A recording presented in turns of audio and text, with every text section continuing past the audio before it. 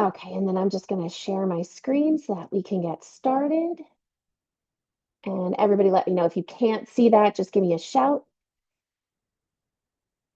All right, so good morning and welcome to the next step in our training series. This is for phone and text banking. We are going to drop into the chat and let you know your name, pronouns, and if you're new to volunteering, you can just drop that into the chat box.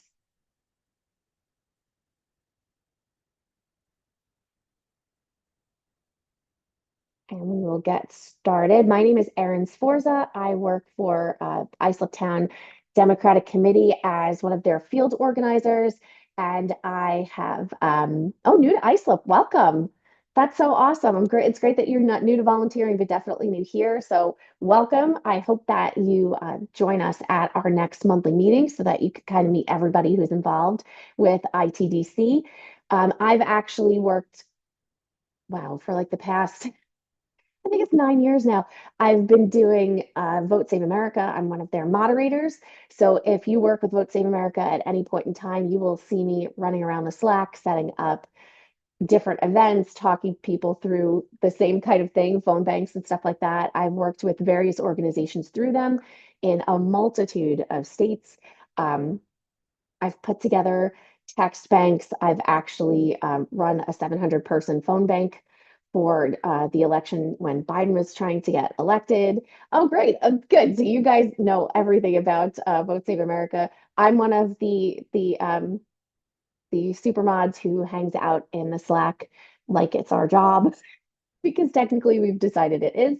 So that's my background. That's where I come from. And I started working with ITDC a little over 4 years ago, just to try to get our local elections up and running and to start to build on the infrastructure that our chairperson and our deputy chairperson, Leanne and Garrett, have been doing. So we are going to go into where the chat box is. Everybody has found it because we are Zoom ready, which is always good to know. So some community norms here. We're going to support each other in the comment section. We are not going to be afraid to ask questions. We don't have to worry about spamming the chat because it's a nice little group of us today. I'm going to ask that you stay muted until the Q&A part of the session. You might not have a lot of questions since you guys are seasoned volunteers, but feel free if you think of something that a first-time volunteer might ask that you think needs to be addressed, chuck that into the chat if you don't want to come off mute, or just let me know in the chat and I will address that. And any visible pets, that's a VSA rule, any visible pets must be introduced in the chat. So our Zoom best practices for immediate questions, like I said, just ask in the chat box. We'll have that Q&A at the end of the training. And if you're comfortable turning on your camera, we'd love to see you. But like I said, we are recording. So if you don't feel like having that on a forever YouTube YouTube video, you're fine not to do that. So our training agenda, we're going to go over phone banking as an overview and give an example. We're going to do a text banking overview, and there will be a walkthrough for that overview so that you can see what it looks like in a text platform. And then we'll get some tips for talking to voters. And then we'll have our Q&A. So a lot of people, the first question they ask is phone banking actually effective? Because they've done it before, there were a lot of hangups. Phone banking can actually move the needle as much as 2.5 points in an election. And if you've been volunteering, you know that elections, especially local ones, are won in the margins. And the margins are usually in like that 3% area either way. So 2.5 points is definitely the possibility of winning or losing. So phone banking can actually push people to get out to vote, and those conversations are super important. So we have different types of phone banking. You have voter registration phone banks, voter recruitment, persuasion, or deep canvassing. And if you haven't gotten to do that yet, it's a lot of fun. Deep canvassing is when you're actually having long-term conversations with a voter about their value system, why they choose the candidates they do, what it is that drives them to vote, and what motivates them to get involved. That's different than a persuasion phone bank where you're just saying, this is our candidate, this is why I support them, I think that you should too. It's a much shorter conversation. Supporter or voter ID, meaning we're just trying to find out which people support our candidate and who we have to make sure we call back at GOTV so that they get out there and go vote.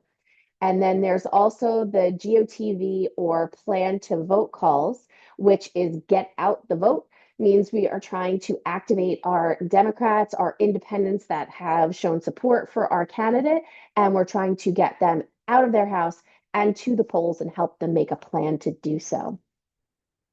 So the different types of people you're going to be trying to reach on a phone bank are voters who recently moved to the area, existing volunteers to get them activated and come out and phone bank with us, text bank, maybe we want them to go to a campaign rally, undecided voters, people who usually vote with us, but we're not really sure where they stand at the moment. We want to check in with them, let them know who our candidates are. Low propensity voters. This is a huge thing for Islip and Suffolk County to begin with because Islip Town has more registered Democrats than it does Republicans. And yet we don't ever see the numbers when we have elections, especially local ones. A lot of that has to do with a lack of involvement by our committee people being able to get out and talk to people and let us know that we're there. When I was a kid and I was going to high school here, I had no idea that there was a Democratic faction in Islip Town. I actually worked for Republicans when I had to do volunteer hours for one of my high school courses in government because I had no other options. So we want to make sure that our low propensity voters, people who only vote in the presidential election and midterms or just the presidential, some people who don't vote in off-year elections, or people who are registered but haven't voted in several years, we want to get those people activated. And the more volunteers we have doing phone banking to let them know, hey, there is an election, and this is why it's important, the more likely we are to put that amazing group of voters to good use. Of course, we would talk to registered Democrats and campaign supporters as well. So every phone bank and every text bank is going to have a script.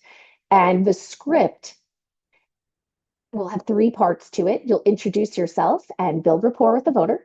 You'll identify their knowledge of the candidate or the campaign, the actual election coming up, and make a plan to vote and reach out to their network and volunteer. So that's three things that you're asking them. There's three major asks. You're going to identify if they know the candidate, and then from there, you need them to make a plan to vote if they're going to support our candidate, reach out to their network, which is something called vote tripling. You might have heard about vote tripling, where you ask, hey, can you find three friends who have a similar, or who are similar valued Democratic supporters? Can you remind them that if, there's an election that they need to make a plan to vote, and then ask them to volunteer? And Barbara, I will definitely address that question about different types of voters.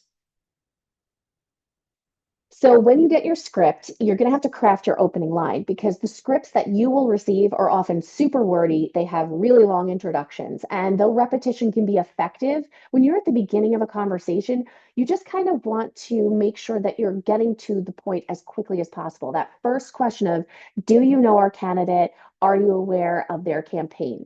So we want to get to that process really quickly. So we're going to take a look at an example. If you were present for our canvassing training, you'll recognize this whole scripted info. The campaign copy is on the left, and it's really, really long. So what you would do is before you start calling, I would take a look at the script, read through it. Sometimes they give you a link to the script so you can walk through prior to coming to the phone bank. I would absolutely suggest you do that if you get that information in advance because it'll give you time to put together something that is comfortable and feels normal for you. So if you look at that long side, we're going to look at the edited version. Hi, this is Erin. I'm a volunteer with Dan for Delaware. Is this Tommy? And then if they confirm that it is in fact them, you're going to say, amazing. Again, I'm Erin. I'm volunteering with Dan for Delaware. I'm calling today because we need someone like Dan in Congress who will work hard to make our community a better place to live. Can we count on your vote for Dan Pfeiffer? And when that happens, if they say, I really don't know who he is, or they tell you, yeah, I'm definitely going to vote for him, or they'll tell you that this is, it's not really, I'm no longer a Democrat, or whatever their response is, you go from there. If you get that second option of, I really don't know anything about Dan, I don't know who he is, and I don't know about his campaign, you're going to ask a probing question. And that question is, well, what's on your mind when it comes to this election? Usually, for me, one of the questions that I like to ask, which gets people talking, is okay, that's fine. I can tell you all about Dan, but first, if you were running for Congress, if you were going to win a congressional election, what would you fix first? What would be the first thing that you think needs to be handled or improved or fixed? And I would let them tell me because in that situation, they're telling you what's important to them. They're telling you why they vote. And you can take that and follow up with that three-part response. And the three-part response is referencing talking points that the campaign's given you for the phone bank. You're going to touch on a personal story related to that talking point. And then you're going to pivot back to your initial ask of, do you think you can, support Dan for this campaign? An example that I like to give is that a lot of people are concerned with access to women's health care. That's a big thing, especially for congressional candidates, that they're talking about maybe codifying Roe v. Wade if they can. And the reason that I, pick up on that is because my first pregnancy actually ended in a miscarriage like a while ago. I have a 15-year-old and a 10-year-old daughter. She just turned 10 the other day. But the first time that I tried to get pregnant, it didn't go. And I needed a D&C because it wasn't resolving itself. If these laws were in effect then, and I lived in a state that was denying people access to that care, I would have had to been close to death before somebody gave me the care that I needed. And it's really personal for me having two girls that I want them to grow up in a place where they can access the care they need, where I don't have to sit and worry that they are going to lose their ability to have kids in the future or to have permanent health problems because of lack of access to care. I don't want their care decided by someone who has no medical background or experience and, frankly, no care for women around them. So it's really easy for me when somebody says they're concerned about women's healthcare issues to bring that personal story to it and say, I'm supporting this candidate because he is in favor of codifying Roe v. Wade protections for the entire country. Do you think that that is, something that you could see yourself supporting? And then it brings it back to that initial ask and you see if you can get support for that candidate. So the undecided conversation, you have the opening line up above where you say who you are, that you're a volunteer. Always say you're a volunteer because people will react differently to a volunteer than if for some reason they think that you are a paid campaigner calling them. I don't know why they think that there's a lot of those out there. Um, I've hardly met people who are paid to make phone calls. It's pretty much a volunteer army all the time. So unsure, section two, after the voter shares that they're not sure, the response is, well, what's on your mind when it comes to this election? And so you listen and you affirm what they're saying. Okay, I hear you. You make, it sounds very, very silly, but you make affirming noises like, okay, uh-huh. And you kind of let them know that you're still engaged. Um, then you can tell them, in case it's helpful for making your decision, here's why I'm personally supporting Dan. And this person heard from them that they were struggling to find a good job or they want good paying jobs for their children so that they don't have to move, they can stay where they grew up. So this person said, as someone who's often struggled finding a good job, and still making sure my kids get to school on time, I'm voting for the person who has a record of caring about workers. And then now that you know he's on the people's side, I'm wondering if that helped you make your decision. Can he count on your vote? So you pull just a little bit from your personal experience, let them know that you understand their concern, you share their concern, and you're supporting this candidate because of that. And hopefully that'll give them a little insight to the candidate, and it will also possibly help them make their decision about who they're going to vote for. So this right here is going to be a little walkthrough, a quick walkthrough of VPB Connect. That is most likely going to be the platform that you are using. There's also dialers where you're going to log into a dialer, you're going to click in, and the computer is going to run calls through your phone for you. And you're going to wait for a beep and start talking right away. And they'll walk you through that.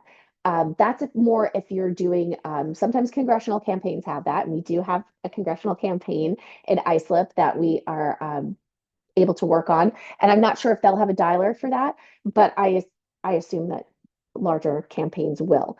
For our local candidates, which is usually what Islip Town works with most often, our county executives, our town council, all of those kinds of positions, we use the VPB dialer, Open VPB.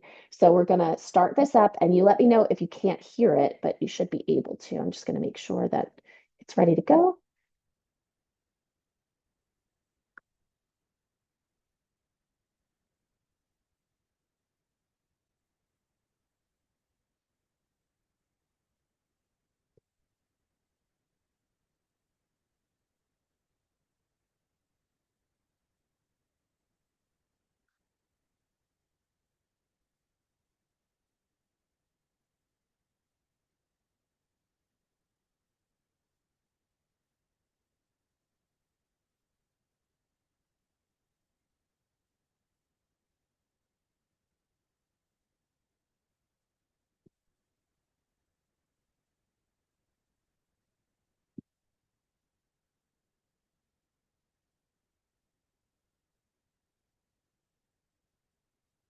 There's no audio, just so you know. Okay. All right. I just realized that. I'm going to go and I'm going to stop my share for just a bit. And I'm going to make sure that everything is set to go. Let me put that back up. Yep. I'm going to fix that. Here we go. We're going to reshare and I am going to go back. All right. Here we go. This should do it. Let me know. Hey everyone, this is Rob Daniel with the Charleston County All right. There we Democratic go. Party. Just going to quickly go over using OpenVPB and VPB Connect to do some phone banking. So the first thing you'll do is click on the link that you're sent, and that'll bring you to a screen that looks something like this. You want to go ahead and click on that Get Started button. And if you're logged in with an Action ID, it's going to jump you right into the phone bank. But if you aren't logged in, you'll see a screen that looks like this. If you're not sure if you have an Action ID, just click on that link there to create an Action ID account. If you do have an Action ID and you don't remember the password, there is a Forgot Your Password link right there, and that'll take you to reset that. But I know my password, so I'm just going to go ahead and log in real quick. All right, and then it's going to bring me right into this VPB Connect phone bank. So the way you know it's VPB Connect is that you'll see this call button here. That means that you can call directly using the computer system. You will need to have a headset or some sort of microphone set up. If you don't have a headset or a microphone, don't worry. You can still call the old-fashioned way, just dialing this number on your phone, but we strongly recommend using VPB Connect when you have the ability to, when that call button is there, because then you're not showing your phone number to the person you're calling on their caller ID. It'll show the county party's phone number instead. So quickly going over using a virtual phone bank, in the upper left here you'll see some information about this voter. In this case, we just see her preferred phone number, but sometimes you'll see information about their congressional district or where they go to vote. Always check in this sidebar to see if there's any additional information that's helpful. The other thing I want to point out is that you can sometimes see that there's an additional voter in the same household. We really want to get data on everybody who appears. So when you call, you might want to say, this script says, hello, my name is Rob, and I'm a volunteer with the Charleston Democrats. Is Mr. or Mrs. Voter available? And that would kind of cover both of them. If there was just one name here, if we were just looking for Mary, then we'd obviously just say, is Ms. Voter available? But in the course of the conversation, if you get a hold of Mary or John, always good to ask about the other voter if there's someone else up there. Before we make any calls, though, I definitely recommend just quickly look through your script, become comfortable with it. Sometimes there'll be notes like if this, then that, then you'll want to be prepared for that so that you know the things that you're going to have to cover and what you might have to jump ahead on if they answer a certain way. Also, I want to point out, if you scroll down to the bottom, you'll see this notes section, and that's where you can put in any information that you get from the voter that you think might be helpful for us to know. But primarily what we want is the answers to the questions in the script. So this script is reaching out to people who've given donations, and we're just going to send them a sticker or a t-shirt. So we're getting to know if they got their sticker already, because we sent some of those out. And we're also just getting their t-shirt size. So in other phone banks, you might be asking things about if they plan to vote for Democrats or if they plan to vote absentee. Just make sure that you record those answers using these drop-down menus here. Now, a lot of times the voter won't be home or the number's disconnected. Just click on this red "I couldn't reach this voter," and there's the options that you can choose for why you weren't able to reach them. If you click that by mistake and you want to get back, just click cancel. And that's pretty much it. That is using the virtual phone bank. When you're done calling, just scroll down to the bottom and click stop making calls. In the event that you were talking to more than one person, you can just click to switch over to the other voter to record their information. And that's about it. Thank you so much for phone banking with us. If you have any questions, always take a look at the top of your phone bank screen, and there's a contact name and phone number or email address listed for you to get more help. Thank you so much, and happy phone banking. Okay, so one of the things that I think that wasn't addressed, it's a really simple thing, but one of the things that I wanted to address is that once you put in the information, once you do the drop downs, once you fill in those, you're going to have up in that right-hand corner, there was a gray box that said, save next call. That's really important that you press that button. Make sure, even if you don't get a hold of them and you say that they weren't home or the person moved, that sort of thing, you hit save and next call, and that'll get you to your next call that you're making. So what to expect when phone banking?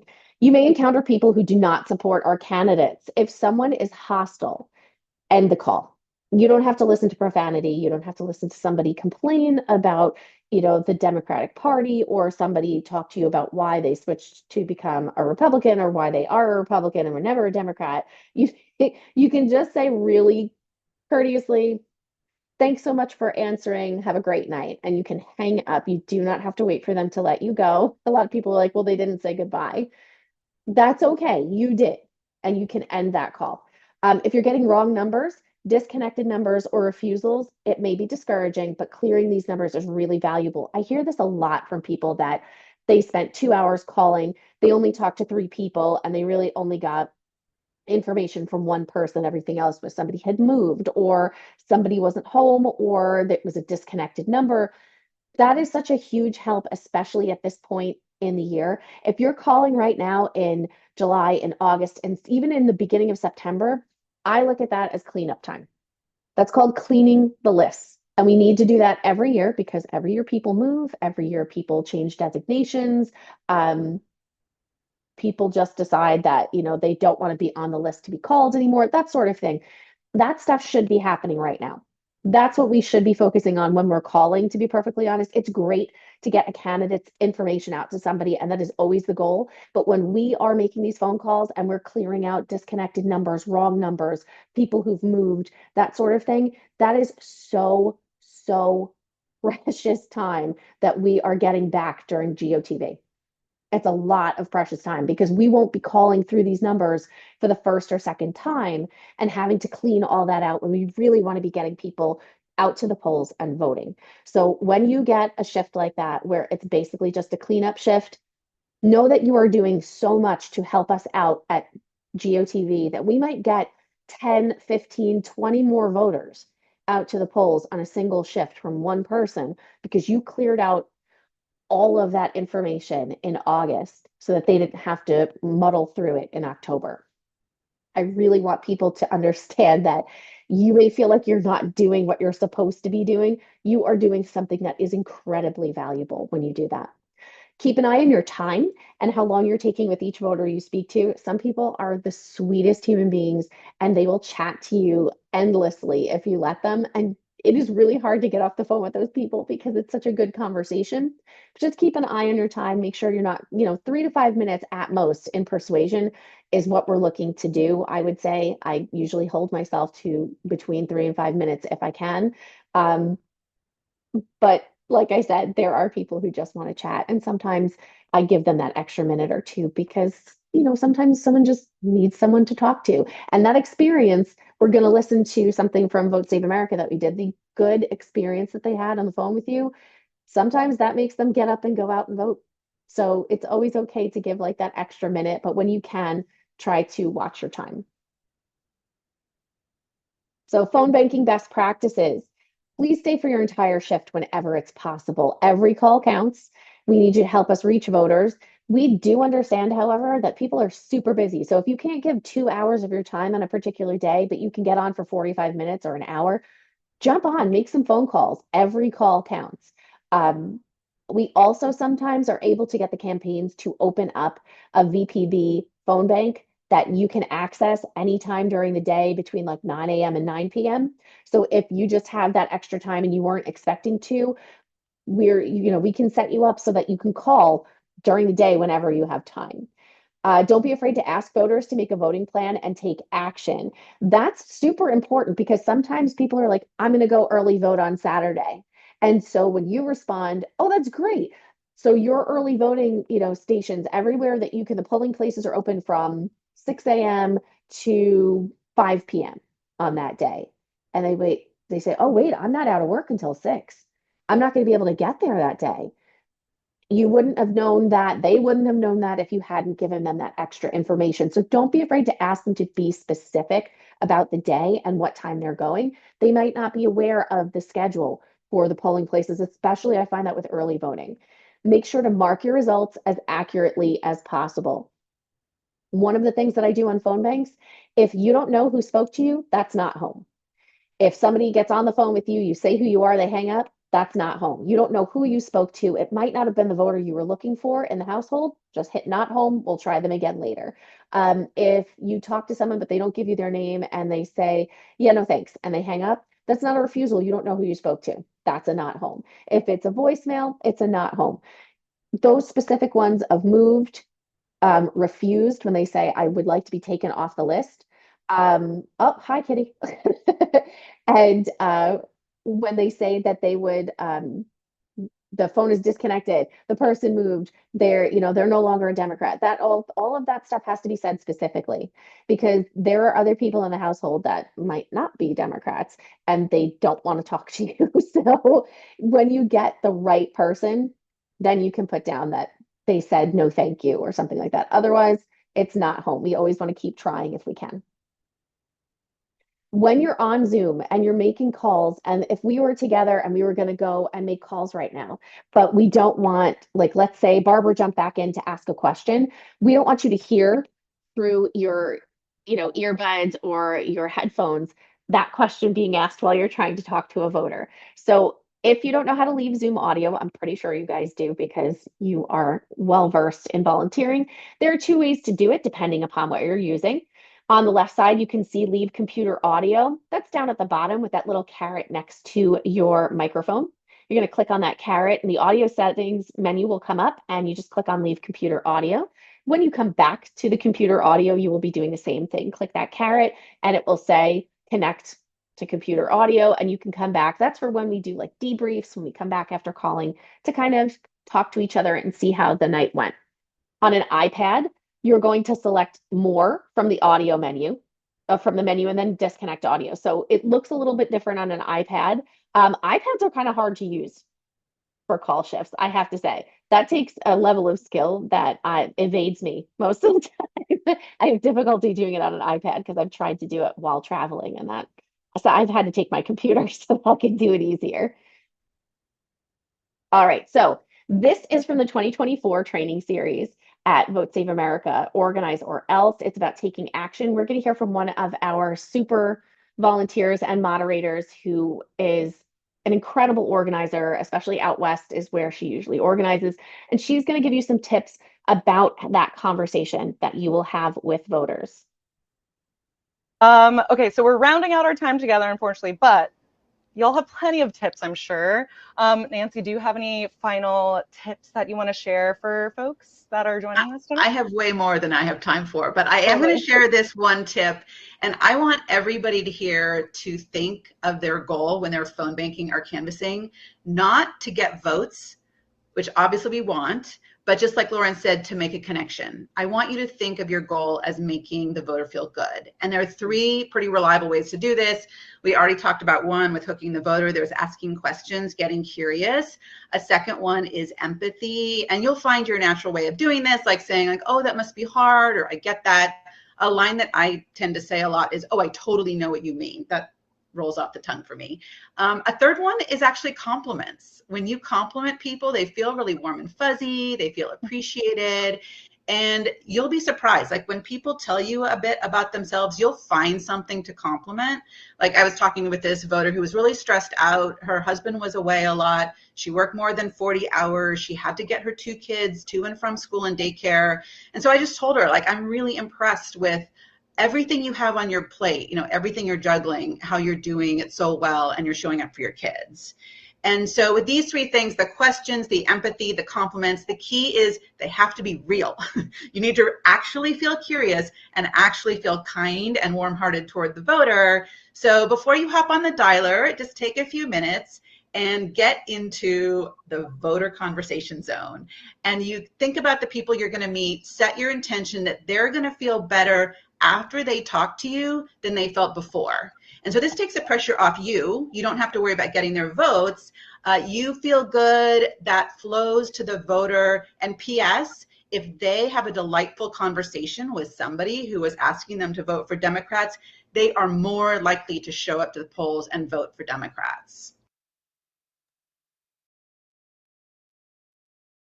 Okay, so that was Nancy. She is a phone banking goddess. She knows exactly what to say to people. She has so much experience to give when she's training other volunteers, and we adore having Nancy around and available to ask questions and kind of get us in the right mind frame. But that's super important right now, I think, with everything that's available to us as far as information in the news. It is super scary out there right now, not to mention the, the smoke coming down from Canada, all that kind of stuff puts people a little bit on edge. Volunteering is a way that I've always felt that people can get agency for themselves, that they can feel like they worked towards something, that they alleviated some stress by saying, I did something today. Because there's a good phrase of you don't have to do everything, but you should do something. Because if everybody did just something, that builds and that snowballs and that becomes, a huge amount of work and effort. So don't ever feel that you have to do everything, but you can do something. That might be getting on to a phone shift for 45 minutes. That might be sending texts. I loved text banks when we were working during COVID because there was a specific one with People's Action out of Chicago. They would have a DJ come to the Zoom. So he would play music while you sent your text. I would fold laundry while I was waiting for the replies to come in, and my kids would just kind of like dance around the bedroom while I was sending text messages out. It was also a great way to build community. Another way that you can build community while you are doing this is you can host a phone bank. There's no reason that you can't have friends come over with their computer, with their iPad if they're so inclined and they can navigate that, and their cell phones, and everybody bring a snack, bring a drink so that you're there. You can ask each other questions and you can be there to support each other through difficult calls, and you can be there to celebrate each other's really, really good calls and results. You can make a group tally and post it on your social media, take photos, let your friends know that you're actually having a good time doing this. Because if there's anything that volunteering has brought me, it's a community. It's a group of people who understand the way I feel. They understand why I'm anxious about a lot of the things going on in the world today. But every time I'm around them, I feel better. Every time I'm in a Zoom making phone calls, every time I do a training, I feel better because I feel like there's a few more people that are going to go out and talk to their friends and say, hey, I'm volunteering with this campaign or this group. And we're going to recruit more people to kind of look out for each other. So what can text banks do? Oh no, Barbara, definitely. You can invite friends who are not ITDC to any of our workshops. You can invite them to the monthly meetings. I encourage you to invite them to the trainings. You can actually go to our website. We're going to have these linked up there, the recordings, And we, feel free to share it with your friends and show them that it actually is pretty easy to get involved. We would love that. So what can text banks do? They can do volunteer recruitment. They can do persuasion and deep canvassing. I actually put together a deep canvas text bank that worked with people in Idaho. We started out with United Vision for Idaho up in Idaho, and we talked to people over text who were vulnerable to white nationalist recruitment. And it was extraordinarily successful. We actually worked with the Southern Poverty Law Center. We worked with a couple of universities that helped us with our data. It was a really cool thing. Deep canvassing, since it's such a long, stretched out conversation, you wouldn't think that that would happen with a text bank, but it's actually possible. And it was an eye-opening experience about trying to figure out where the divide is between a lot of people in this country and see if we can find a way to bridge back to each other. So it's crazy, but we can do persuasion and deep canvassing in text, which is kind of new, but we're still going to work on it and see if we can use it. Vote by mail ballot chase. This is one of my favorite things to do by text, is to make sure the person got their ballot by mail, they filled it out, and they're sending it. If they haven't sent it, you have to send it by this date. That is going to be incredibly important in these upcoming elections, with them trying to attack mail-in voting and trying to hamper mail-in voting at the level of the United States Postal Service, what they will carry, what they won't carry. We're winning in court, and that's great, but we have to make sure that people who are getting absentee ballots and vote by mail, make sure they know when they have to have it filled out, how to fill it out to make sure that it is counted and to make sure they get it in on time. And of course, we can find our supporters and identify voters who are going to support our candidate and our campaign. That helps us put together the list of people we want to get back with and make sure that they get out to vote and plan their vote. Text is an excellent way to get people to make a voting plan, because you can send them, hey, the election is this day. Are you planning on voting? And then they can get back to you and say, I already voted early, or I would like to know, I moved, I need my polling place. You can get them all that information by text. It's super easy. So we're going to walk through a typical text bank. This is using a program called Spoke. It's one of the programs that I've used most often. There's also a couple of different groups like Scale to Win and things like that. They'll have different text bank programs, but this is the one that I've used most often, and I find it pretty easy to navigate. Also is our favorite one to break, because when you have a lot of people that sign on for a text bank, it will crash the system. And the way we found the silver lining was that we have so many people on here and you're doing such a great job texting that we broke Spoke. So we actually had a little emoji that we made up for when we were working with Beto O'Rourke, that if we broke Spoke, and everyone just hang out and wait for it to be reloaded. So if that happens, just kind of chill, hang out, and they'll get that stuff reloaded so that you can keep going. You're going to have a sign up screen. There's a login screen. You can see like there's a button on the left that says login, and we're highlighting the one that says sign up. So if you've never used Spoke, you're going to sign up by putting all that information in and click sign up. If not, there's a login button where you can put your email and your password into. When you sign in, you'll see a screen that says you've got nothing to do, because right now you've just logged in and set up an account. You're going to get a link from the campaign. And when you click on that link, it will bring you to this. It's a screen where you'll see what you're actually logging into. So texting people to invite them to join When We All Vote, and their neighbors for an early voting party at the polls celebration near them. This is also something that we tend to do a lot. We can actually contact people by text and see if they'd like to come to an event, and then get them the information or confirm that they're going to be joining us. So you would click on that gray button on the bottom left that says send first text, and that would bring you to a screen like this. This screen shows your voter in the top left corner. And sometimes it'll have a little bit more information about them, but many times you'll just see a name.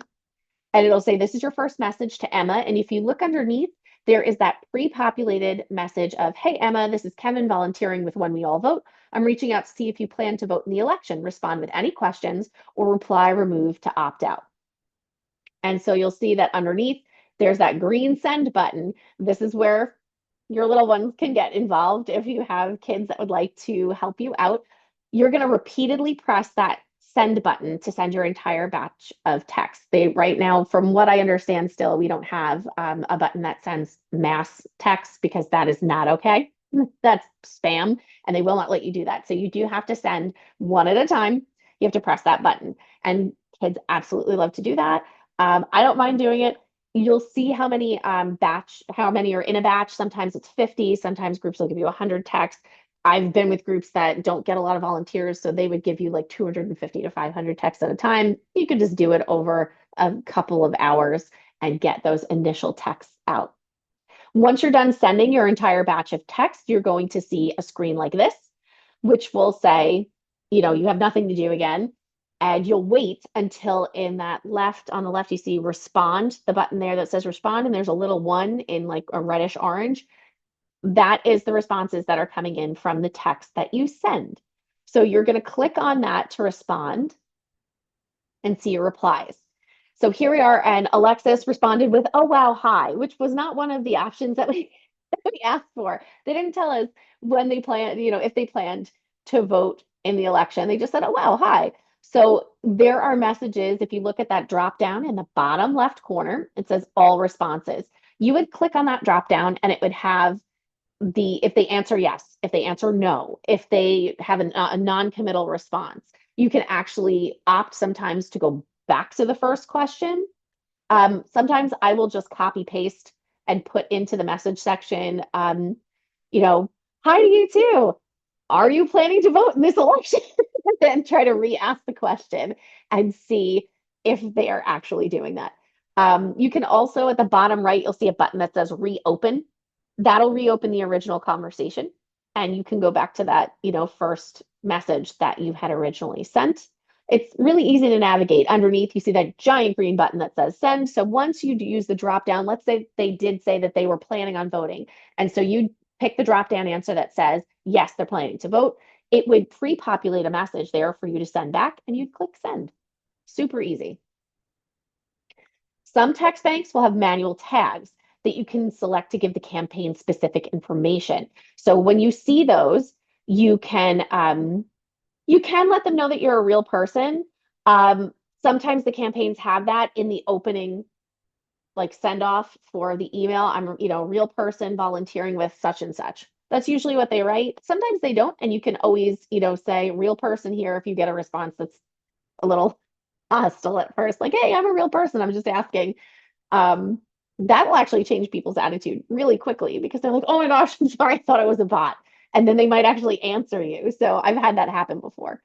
So if they need specific info for the campaign, like they'll attend the event, they will not attend the event, or they want to make a separate list of people who've moved, they can use these little tags, and you can click on any and all that apply. And then underneath it says save manual tags. That'll turn dark gray or green, and you can click on that and save those tags. Make sure that you're pressing save for all the information so that data gets to the campaign.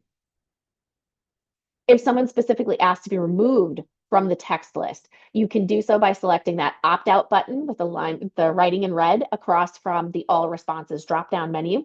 And it'll say, you're opting them out? Are you sure? And you just confirm it. When you're done texting, most programs have a button to release the text so other volunteers can respond to those voters after you log off. Do not forget to click that button.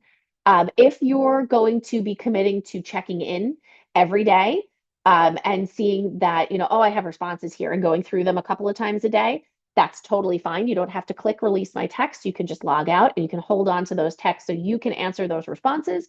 But a lot of the times, life happens and you have no idea that you were planning on, spending 30 minutes twice a day doing this, and it's just not happening. You always have the option to click that release my text button, and it'll just make sure that people are responded to in a timely fashion. You can always log back in, grab another batch of initials and send those out and monitor those responses as well. So don't feel like you're letting people down by saying release my text. You're actually making sure that somebody else who logs in can handle those responses, and you give them something to participate with. All right, so it is Q&A time. You can write stack in the chat to ask your question. If you'd rather stay muted, you can always type out your question in the chat. The one last thing I'll say before we get started with Q&A is you are the best messenger to talk to voters about our candidates. You're what we call a trusted source. You're a trusted messenger. I'm guaranteeing you, your friends and family know that you are at least moderately into politics, if not an entire geek walking around with so much information that it reaches high nerd levels. And that's totally fine. But you are somebody that your family and your friends, your acquaintances, sometimes coworkers have come up to me and asked me about certain things that have happened in the news that they don't understand. Um, they trust you.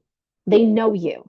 They don't always know a stranger that calls them. They don't always know a stranger that texts them. So one of the things I like to emphasize is that this work is so super important, but it's made much easier when you talk to your family and friends, when you're open about like, hey, this is what, I found out yesterday about this candidate. I'm super excited about them. I'm going to go work and volunteer. I would love to have you guys come work with me. Ideally, you would talk to people in your neighborhood and let them know that you're going to be out canvassing in the neighborhood. And, would they like to join you? We would love to have more volunteers. This way we cover more ground because I got to tell you, there are hundreds of thousands of voters in Islip Town alone. It is a big, big town. So we can use all the help we can get. You talking to your friends and neighbors who trust you to give them the right information, that's really important. So if you have questions, we are going to take a look. I know that Barbara asked one. Okay, so the list for different types of voters. So you can get access to voter data because it's public. Voter data is public. It's all out there. You can see who's a Democrat, who's not a Democrat. The best lists usually come from campaigns. So if you're looking to Yeah, contact Democrats, I would get in touch with campaigns, or you can come to ITDC and we can get you a list of people probably to contact and like walk a neighborhood or an election district. But usually it's better to go through campaigns and or the committee because they'll already have culled a lot of voters out of it.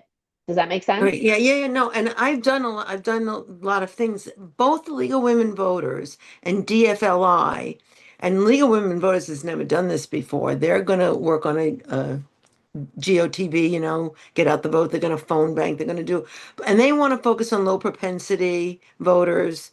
Um, and so both the league that I particularly belong to, which is the Huntington Bayshore Islip chapter, and DFLI are having trouble getting these lists. So we want to get the lists for these organizations to do it. And the league is not going to call, obviously, for candidates because we're not Right. partisan, but we're calling just to get out the vote and for issues, for Then specific you might be able issues. to contact the Board of Elections. I don't know if you could contact the Board Well, of Elections as a group and you think just because maybe.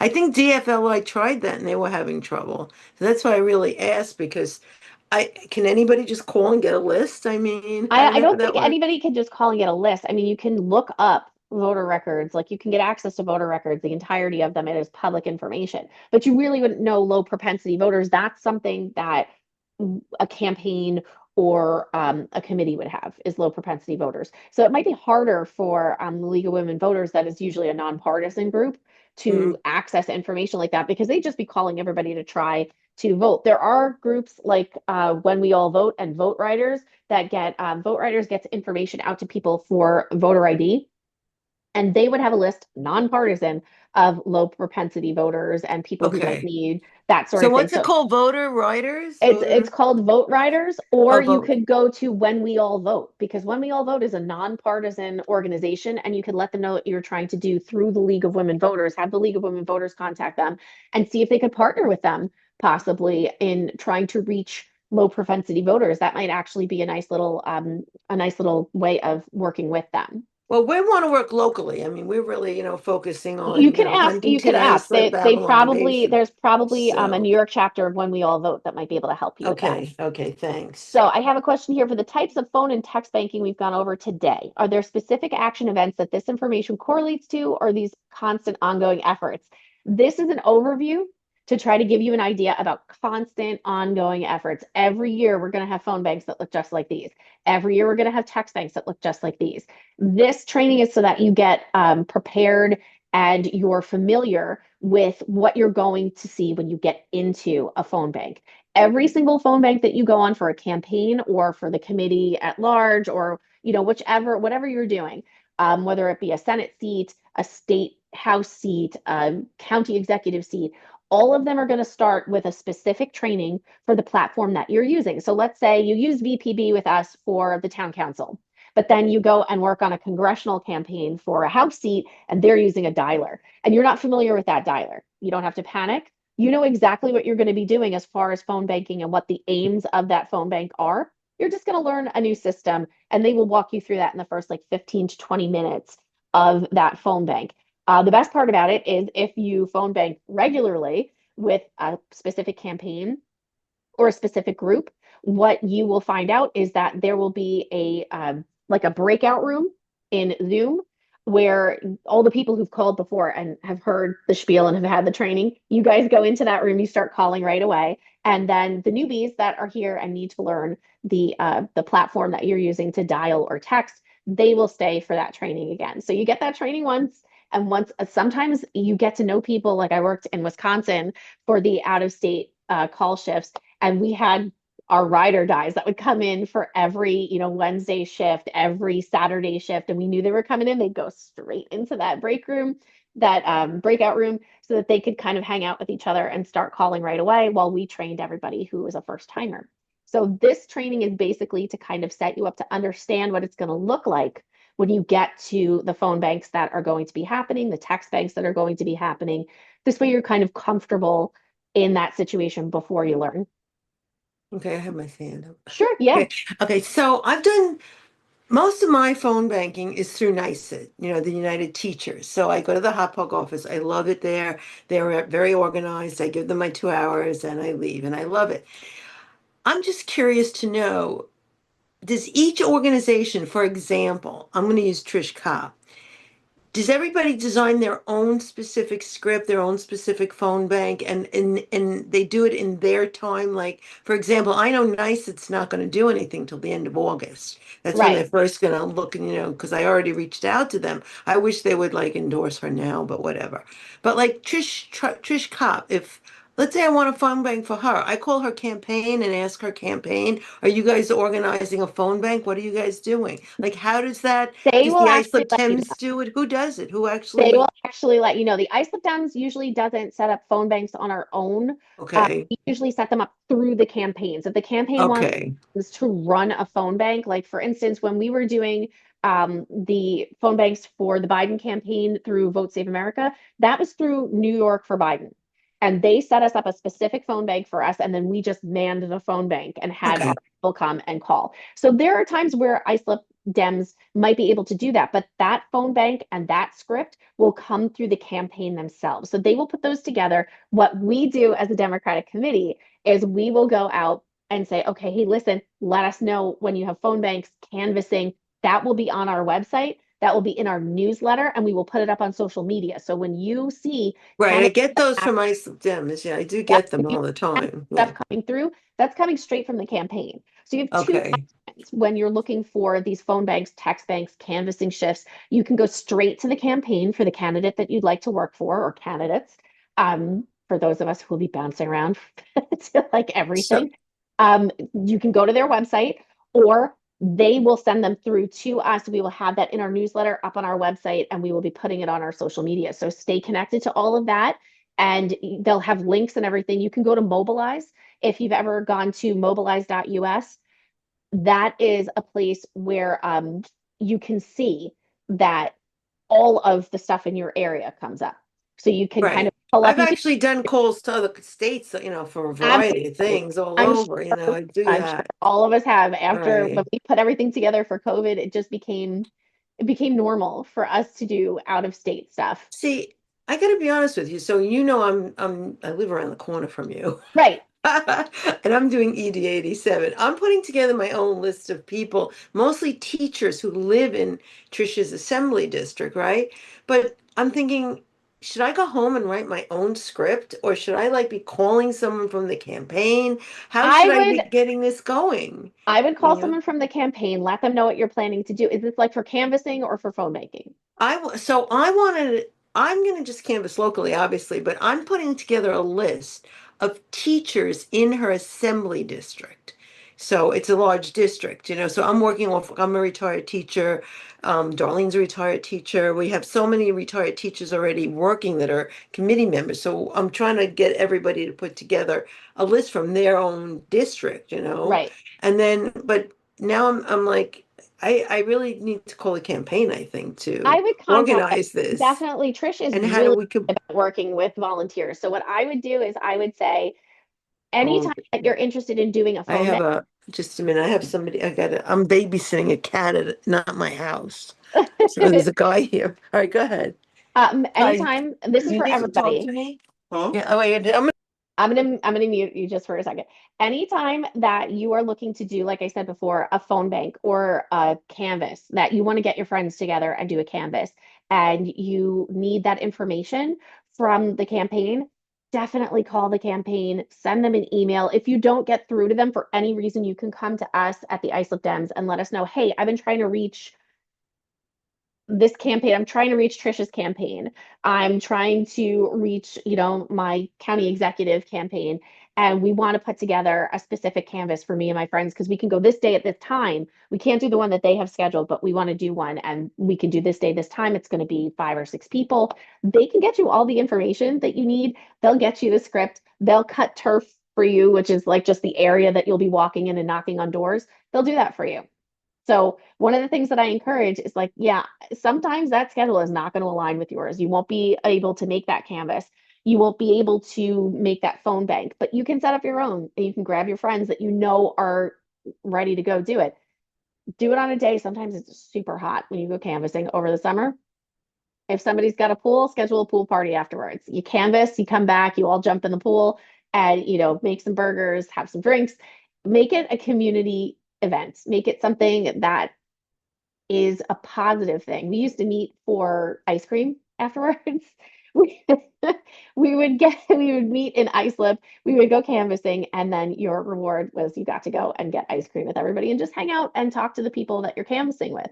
If you already know the people you're canvassing with, that makes it even easier to get people to work with you on stuff like that. So by all means, if you're looking to set up a canvas or a phone bank, or if you see that they're texting and you'd like to contact them and say, hey, is there any way to get access to a text bank that just me and my friends could do? Like, do you have a link where you could just set up some text for us to send? A lot of times they are so, so grateful just to have those volunteers that they will absolutely work with you so that you can get that text bank set up. So don't be shy. Don't be afraid to contact them. And again, if you have any trouble getting in touch with someone, you always have the committee to fall back on and say, hey, I haven't been able to get in touch, and we'll start reaching out for you. So hopefully that answers that question. Any other questions that you guys have?